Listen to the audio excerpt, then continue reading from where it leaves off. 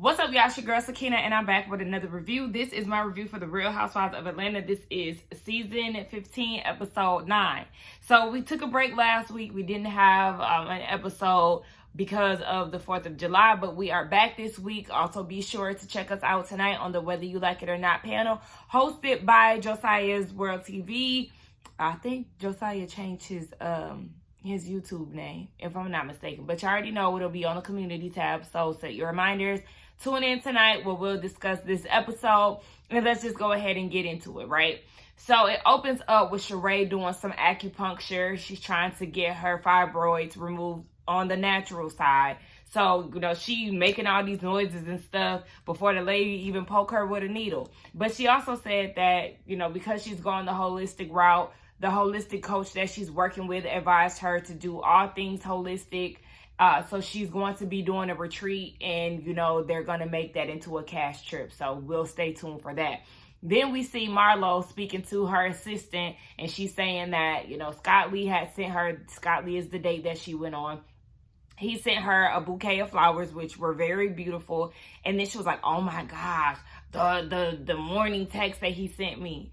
Girl, the morning text that he sent you was just plain and simple. Good morning. I hope you have the rest of your day, enjoy the rest of your day, or whatever it was. Something very simple. And, she responded, same to you. I hope you have a good day or something. Thanks for making last night perfect. But it wasn't really much that she was hyping it up to be. It was just a standard good morning text. But, she ain't used to dating. She freaking out. She don't want to get too close to anybody because they might look at the things you told them as a weakness and throw it in your face later, or whatever the case may be. So, I'm not interested in Marlo's storyline anymore. I'm definitely not caring about her going out on dates or anything. So, fast forward. Mommy Nation, we're with Sonya. She's preparing for an event that she has. She actually found the only woman in Atlanta that has a private school for homeless children. So she was like, okay, well, this lady supports the kids. So Mommy Nation wants to be there to support the moms, which I think is a very amazing idea. Shout out to Sonya for, her Mommy Nation endeavors. And then she said that the auctioneer, I think that's what they call them, the person who's doing the auction for her event actually got C-19. So she's now out of the MC for the night. So her and her team, they're trying to figure out who could be, this big personality. And one of them suggests Kenya. And Sonya was like, Kenya? Like, my friend Kenya? I said, yep. Not too much on the friend part because, y'all acquaintances. Y'all ain't friends. And she was like, yeah, because we just started being friends again. So I guess they're going to ask Kenya. I feel like it'll be a good idea. One of her team members was like, she'll be able to say the things that we can't say as far as, get your wallets out. Let's get to this money.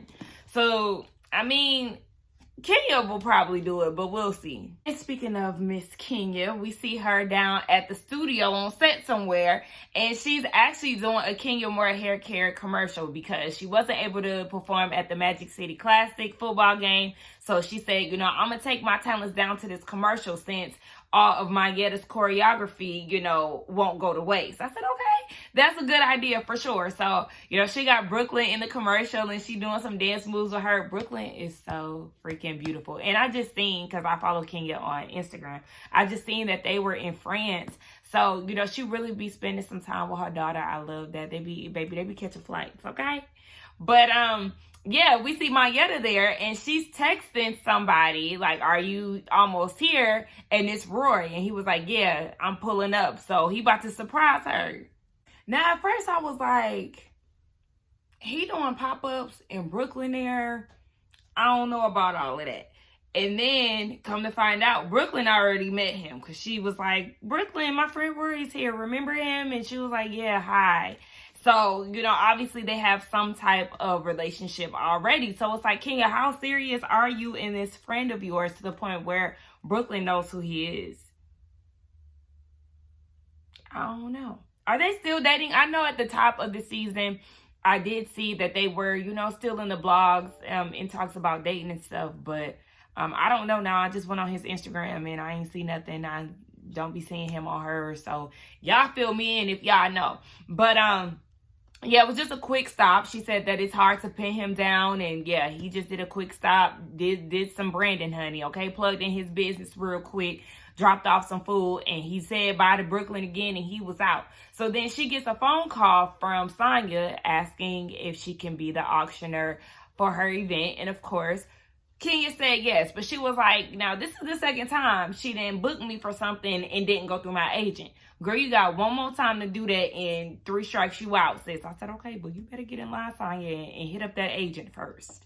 Are you paying her for this? Because we remember last time you did your Mommy Nation thing with Candy and Kenya, and they had no idea what was going on. So I think you may need to be very clear of your expectations, and then most importantly, the pay. So Drew is sitting down with her mom and her sister, and she's talking to them about how her son Josiah is like one of the smartest kids at his school or something like that. Something really big, and it moved Drew to tears when she got the phone call and all of that. That is really a big deal. So what threw me off at first was when Drew was like, her mom was like, my kids are so smart. And she was like, yeah, I got it from you and Dad. Y'all passed it down to me. I was like, so you just gonna skip over your sister and say that she ain't smart? But then that was kind of making me think like, okay, well, is this really your sister? Because why would you just skip over her and just say that you got your smarts from your parents? Wouldn't she have gotten it too if she said that her kids are so smart? I don't know. That kind of just threw me off. But they started talking about Drew's career and how much the sister had a hand in that. Drew started to run down her sister's work history. She has a long resume in the TV and production world, which is pretty amazing. And Drew already said that she's helped manage her career since Drew was 8. That's something that's really important to have, somebody who's familiar with the industry.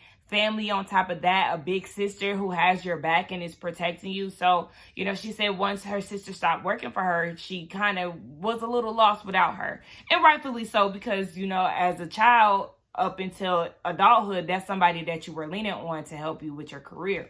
So, her sister said that, her mental break initially started when she was 22. The guy that she was dating was physically abusive to her. And that just caused a lot of bad dreams, anxiety, PTSD, and with COVID, she hadn't dealt with that trauma. So during the COVID times of us quarantining and things, she just had a mental break.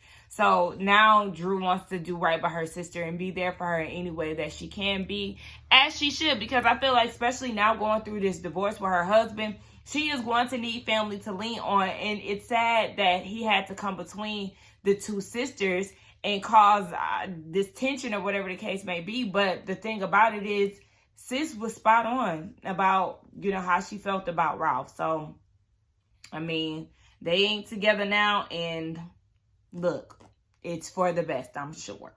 So, Drew did say that there is a 20-year age difference between her and her sister, because I think we all wanted to know, because, yeah, she was more so looking like the mom's sister before she was looking like Drew's sister. But I mean, in all reality, that's gonna be me and my siblings, okay? Especially me and my little sister. I was 18 when my little sister was born. I was 15 when my little brother was born. So I have big age gaps between my 2 younger siblings. So yeah, I was like, child, that's gonna be me and Naira right there. I can't be looking at it too crazy, because yeah, I'm 2 year difference between me, Drew, and her sister. Or y'all know what I'm saying. It's 18 between me and my sister, 20 between Drew and her sister. So yeah, I'm about to be older sis.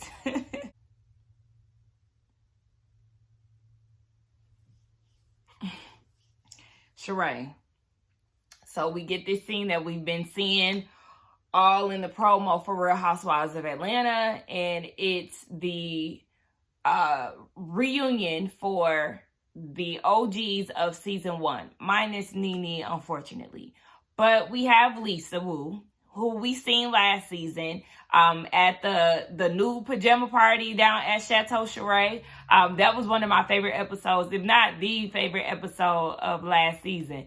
So yeah, we have Lisa Wu. She arrives first. I don't know if y'all caught it, but it seemed very awkward between her and Sheree. Like, the way that they sat down at the table, I don't know. It was kind of as if they haven't seen each other in a long time, but obviously they have some type of communication because Lisa was on last season and here she is again. So I don't know. And then we get a real blast from the past, Deshawn Snow, who we haven't seen since season 1. Now, I have seen, her. I don't know how I end up seeing her. I think it was Binge Worthy, the YouTube channel. Shout out to him. I think, yeah, because he's like an advocate to bring Deshawn Snow back. So I'm interested to see if he's going to make a video about this.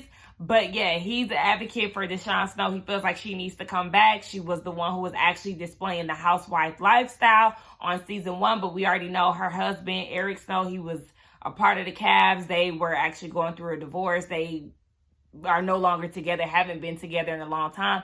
But she is doing really well for herself and she looks good, okay? So I would not be opposed to seeing what Deshawn is up to these days. So I'm not going to count her out. She looks good. So then we see Kim Zolciak. She's in attendance and already she lying. Everybody talking about she looked good. Lisa said that she doesn't know if she needs to hug her or chop her in the throat. They exchanged this awkward ass hug. And I'm like, see, all of this is just giving weird. I'm getting secondhand embarrassment off of some of this, and I haven't even watched the whole scene yet.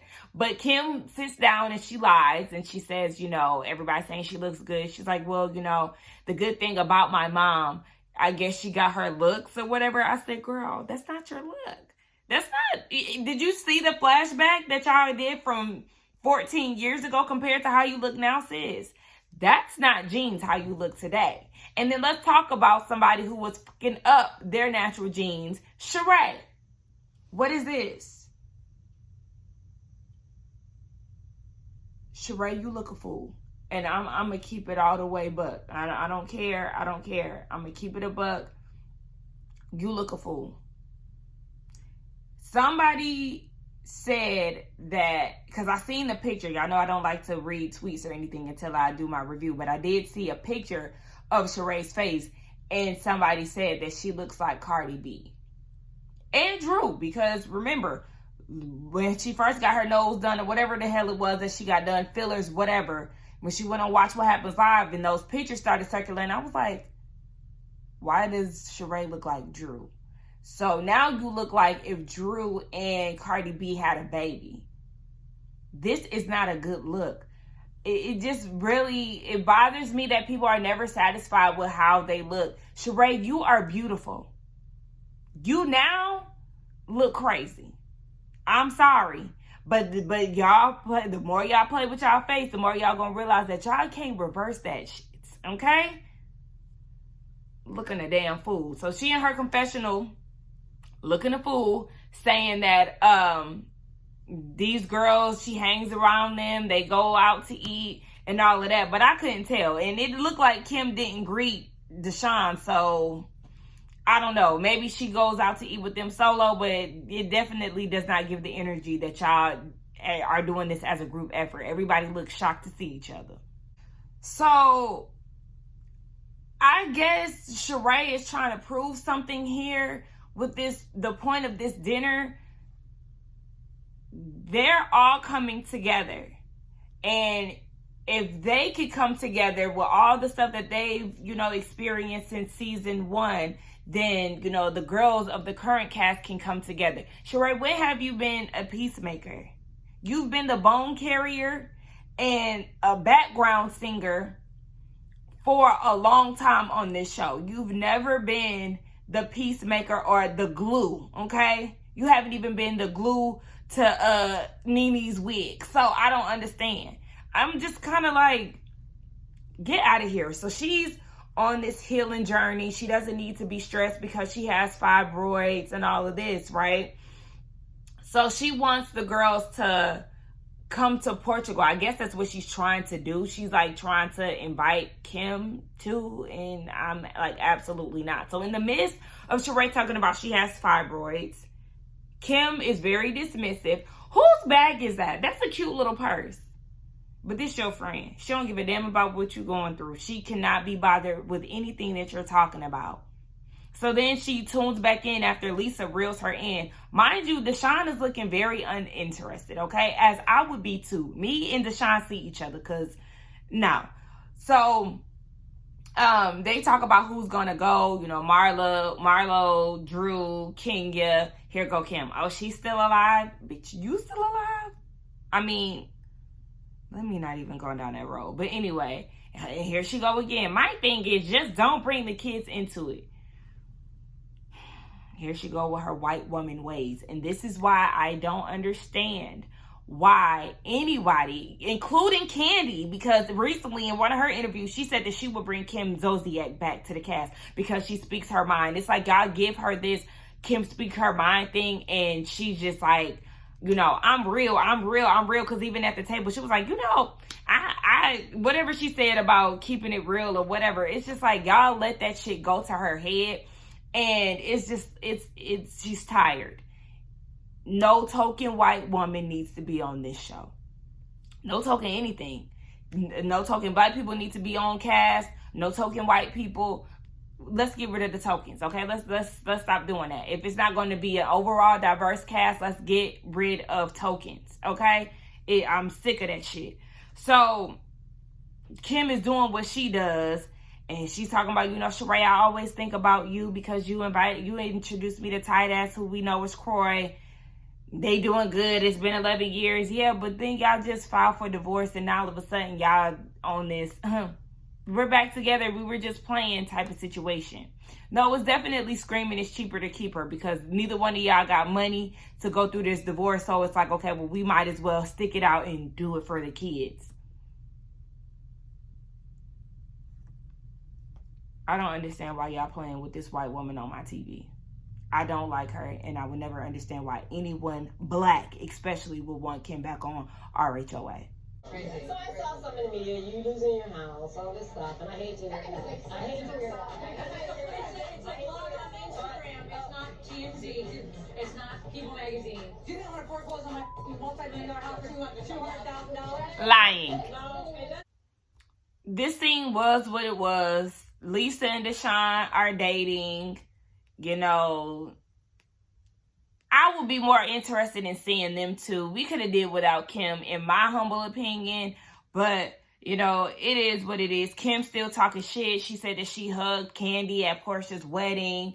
But, she mentioned the tardy for the party. It's this big song. It went really big. I don't know about really big. I mean, it stayed in the...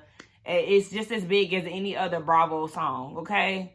Kenya Moore hair care. I mean, Gone with the Wind, Fabulous, Tardy for the Party, and all the other ones. The Melissa song, Erica Jane songs. So don't do too much with that. Let's move on to the next scene, because Sheree bum ass really just, she grinds my gears, and she keeps bringing this white woman to my TV screen, and I just simply can't. Every time I see Sheree and Kim, interest is gone. So we get down to Sonya's event. She's preparing to get everything together. It's actually a brunch. And her sister is doing her hair. And, they speak in patois, which I absolutely love. I did have to read the subtitles because I really wasn't understanding what was going on. But the sister always has an attitude. And she just doesn't seem like a very likable person. But on this, I actually side with her because it actually fell on Sonya. She was supposed to inform her sister what time to be at the venue and all of that. So she didn't. So, the sister is annoyed, as I would be. But the sister is like, I don't think that you understand that there's so many moving parts to what I have to do with my life. I have to be here. I have to do your hair. I have to make sure my kids are good. I have to make sure your kids are good. I'm a wife, so she was like, I don't operate in this way. And you do have to be very considerate of other people's time, whether or not, she works for you. You still want to make sure that she is aware of where she needs to be so she can move her life around to be there for you. So yeah, Sonya, you're definitely in the wrong with this. And her sister was speaking on that, and Sonya got emotional. So, her friend is there. Sonya's friend is there. She's like, you all just have to communicate better. It's okay. And her sister was like, yeah, I didn't expect for you to cry. But, she reiterated that she was unhappy. It's like, girl, we get it. I'm siding with you, but we know it's all on your face. It's all on your disposition. Baby, every time you get on screen, you are like that. And I understand that you get annoyed with Sonya because you feel like everything revolves around her and she's not being mindful of the things that you have to do. I totally get that. But sis, you real stink. So the girls are arriving to her brunch event. I feel like I like Mayetta's pantsuit. A lot of the girls did show up in pantsuits. I like Mayetta's two-piece. Sonya looked good. Zebra print really ain't my thing, but it did look good on her. Miss Balenciaga shoes, Sheree. Girl, that big oversized blazer, I'm sure that's the look that you were going for, but no. So yeah. Hold on, y'all. Kenya is not there yet. So Sonya's like, okay, let me give her a call. So she calls Kenya and is like, girl, you supposed to be here early. Why are you still at home getting your hair done? So Kenya's like, there was an emergency. I received an email from your staff saying that I wasn't going to be at the same table as my +1. And basically that was like the main problem. And Sonya was like, you're still going to be next to them, but your back will be turned to them. And, that's not what she wanted. But Sonya is like, you know what? We could just arrange it. We'll have you at a different table. And, that'll be it. But I'm like, Kenya, this is where you really start to piss me off. Because you go in your confession and you say better late than ugly. But let them be late to your event and it's going to be World War III. So you have to be mindful of that. Yes, you are being the auction person for her event. Why not show up early? I just feel like there's certain standards that Kenya has for other people that she doesn't set for herself. So she needs to get that together, because that really made me tear up my face when she was on FaceTime still at home, fucking crying about the damn table. Like, girl, I understand you want to be with your +1, that I get, but get your ass here and we'll figure that out later. So Kenya finally arrives. I'm working. She finally arrives and I'm like, girl, what event are you going to? This is supposed to be a brunch. Did Sonya drop the ball again to tell you, how to come? Everybody seemed to get the two-piece memo.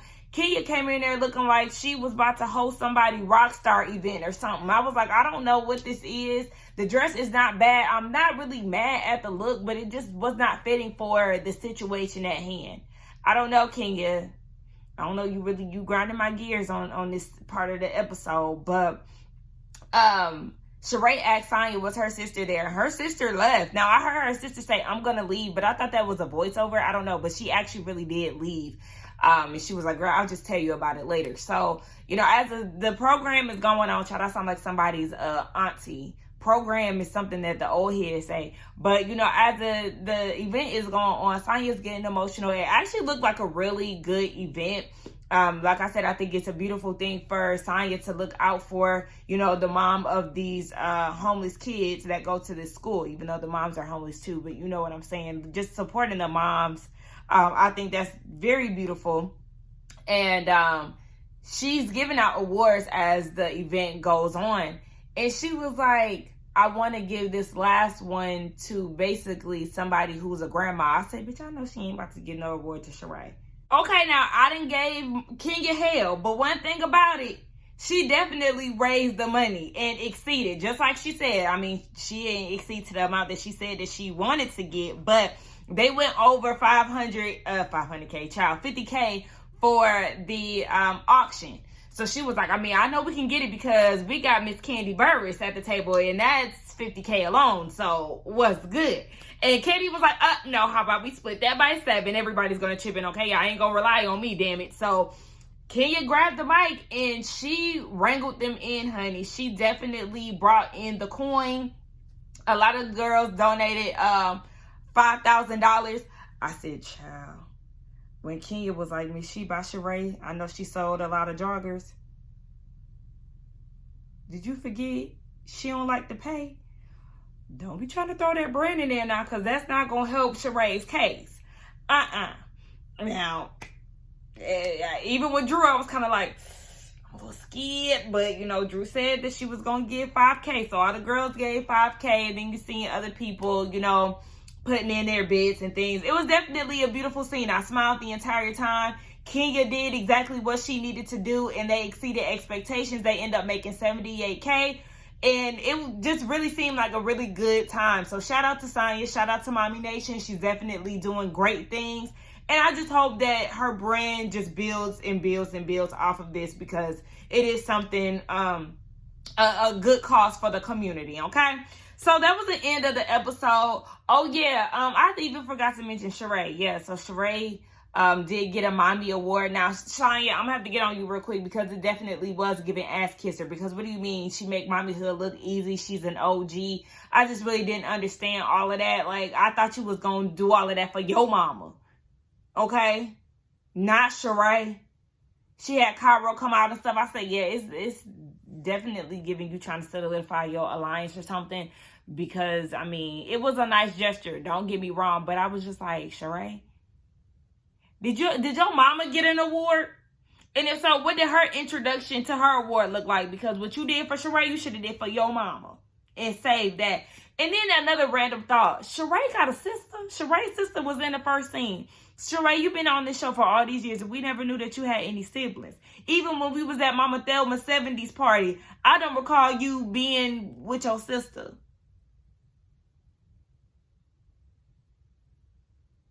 I don't know. But anyway, the episode was alright. This was the best scene. Everything else could have been left unseen. Check that out. Anyway, check us out again tonight on the Whether You Like It or Not channel. It will be, it will be hosted on Josiah Road TV's channel. And it'll be at 9:30 Eastern Standard Time. So tune in, and I will see y'all in the next one. Do not forget to like, comment, and subscribe, okay? Bye.